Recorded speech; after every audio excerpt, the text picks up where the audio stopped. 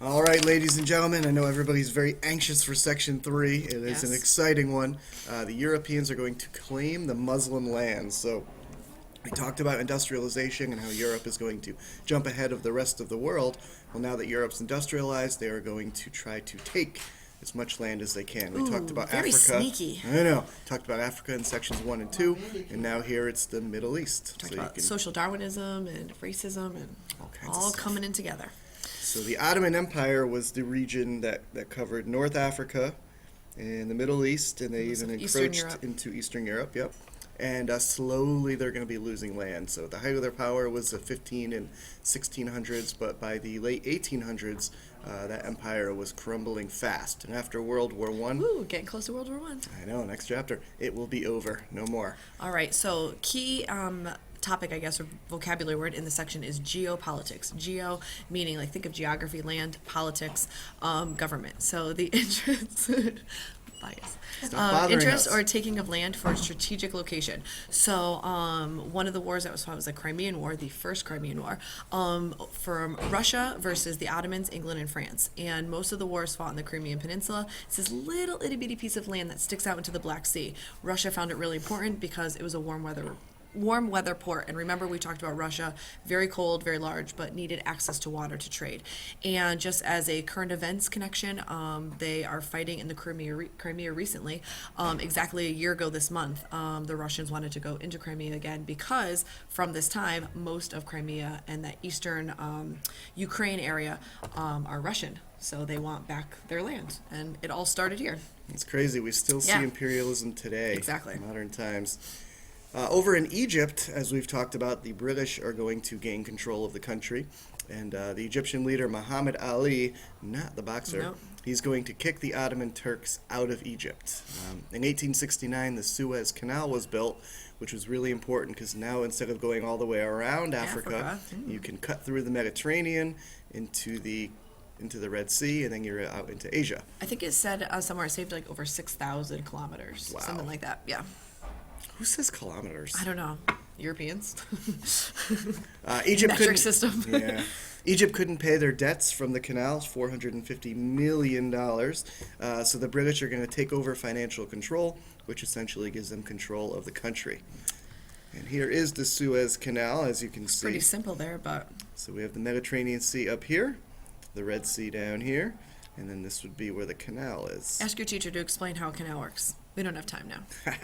I won't, though. And then here's a drawing of it with all the ships passing through. Persia, which today is known as Iran, another example of imperialism. Russia wants Persia, the British want Persia, and to make matters worse, oil was discovered there, which really made I it. was just going to say, we're still fighting over oil there today. Yeah. After World War One, the Europeans will take over the rest of the Ottoman lands in the Middle East, and mostly France and the British will control the Middle East, and we'll get into that a little bit later. All right. All right, on to Section 4 now. Once I can find the pause button. Section 4. So I know this video is going to seem long, but we're doing 3 sections in under 10 minutes. Right, Mr. Loebner? Oh, yeah. All right.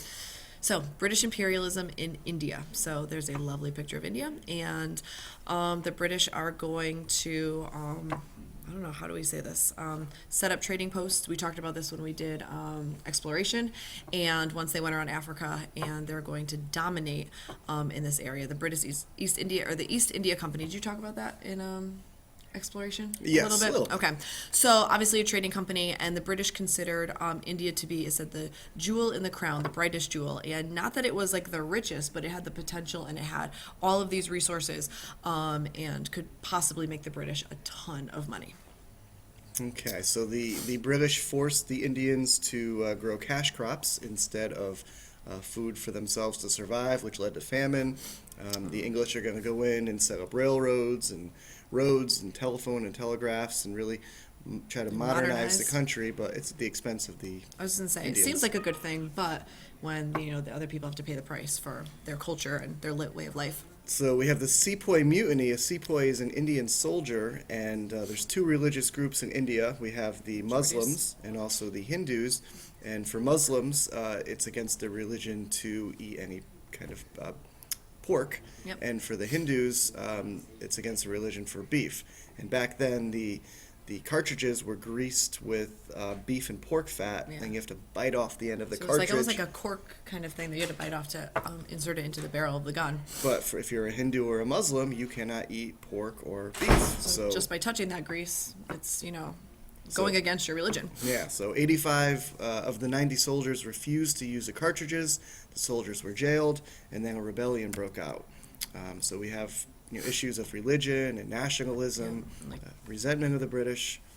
This extreme pride for their country, and I think the soldiers were like, if you had just understood where they were coming from, I think they would have felt better about it. But the British were like, nope.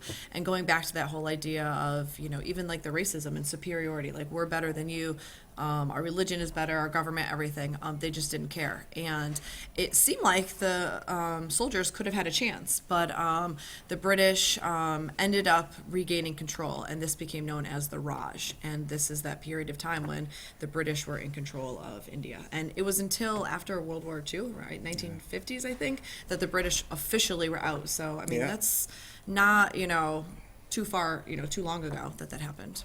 And thanks to Yeah. Gandhi, the Indians were finally granted their independence. Yeah, and something I tell my students, what's it called? The Indians were world champions a few years ago in cricket, which is interesting because cricket started in England and bringing that to India, and then they ended up dominating. We should start a cricket club Yeah, here at Maloney. exactly. All right, we're going to go on to Section 5 now. And now we're on to Section 5, Last Imperialism in Southeast Asia. Oh my gosh. 3 and 1.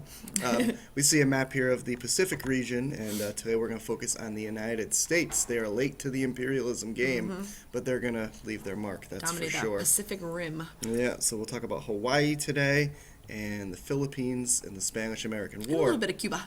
which involved Cuba and Puerto Rico. All right, so Hawaii, the Europeans showed up in 1778. They called it the Sandwich Islands, and sugar was the big moneymaker there. 75% of their wealth came from sugar. I always Yeah, thought it with was that- lava. That weather there is just so great for growing sugar. Yeah. U.S. business leaders wanted to take on Hawaii. They saw dollar signs in their eyes. Yep. And the Hawaiian ruler, queen, I can never pronounce her name. Queen Liliuokalani. Yeah, they're gonna push her out of power in 1893, and in 1898, America's going to take over Hawaii. And the reason that they took Hawaii has to do with the Spanish-American War. 1898, America was very interested in Cuba, which is only 90 miles away from Florida. You're very close. And when America sent a battleship down there to keep an eye on what was happening in Cuba, because the Spanish were doing some bad things there. Yeah, remember yellow journalism? Did you talk about that a little bit? Yep. God, yes. The Maine exploded. A fire broke out where the ammunition was kept. Soldiers were blown sky high into It was like 247 or 74, I think. something like that. And then they blamed the Spanish. This was their excuse to go to war. And it didn't take long. And America acquired Cuba, Puerto Rico, Guam, and the Philippines. Very good. But the Filipinos didn't just roll over. They're going to fight No. for 3 years. They were led course by not. Emilio Aguinaldo, leader of the Nationalists, and this was a brutal fight. Americans did some unspeakable atrocities to the Filipino people, which you'll hear about in my class. And I always found it a little bit ironic because they had just kicked out the Spanish, and now the United States were there, and they were treating them sort of the same way the Spanish were treating the Cubans, which is why they went Absolutely. to war in the first place. And you look So- at America, we were upset with the British for controlling us when we wanted Mm-hmm. our freedom, and now we're doing the same thing. And this is the big debate in this section, whether or not we as a country should be going into these other countries taking over and controlling them for Absolutely. their resources and power. This is a turning point in American history. It's from here on out where America's involved in world's affairs and other countries' business. World and War this One is where is right around the corner. this is where countries start turning on the I United think our States. U.S. history book calls this the American century, starting with this. Next 100 years, dominating. All right, so that concludes the chapter on imperialism. 3 sections, less than 10 minutes. Hopefully there were a few jokes, Hopefully we were, killing it. No, yeah, we'll see. We'll All see. right.